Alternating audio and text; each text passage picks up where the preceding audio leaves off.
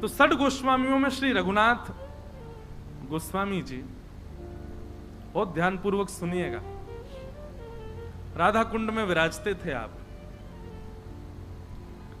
और राधा कुंड में आप एक दिन मानसी में चिंतन कर रहे थे ठाकुर जी की लीला का। कैसी लीला है? लीला ऐसी है कि बहुत सुंदर लीला है महाराज जी। किशोरी जी ठाकुर जी को संकेत कर रही हैं कि मोकू मिलवे को मन है रोए, मिलवे आओ। महाराज जी एक पद है, मुझे बहुत दिनों से मिल नहीं रहा, आपको यदि कहीं वाणी जी में मिले तो आप कृपा करके मोकू प्रदान करियो।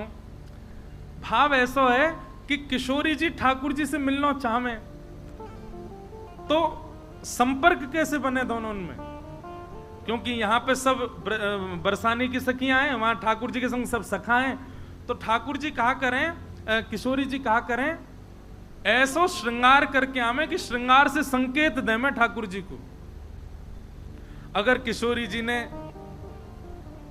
कहा कि मत, मैं बार बार भूल जाऊं, लहंगा, हाँ, नीलो लहंगा पहनो, नीलो लहंगा पहनो है, गुलाबी चुनरी ओढ़ी है, तो मानो किशोरी जी कहा संकेत कर रही हैं, बोलो नीलो लहंगा मतलब है कुंड, और गुलाबी चुनरी मतलब हम कमल उग रहे होंगे, वहां मिलेंगे आज।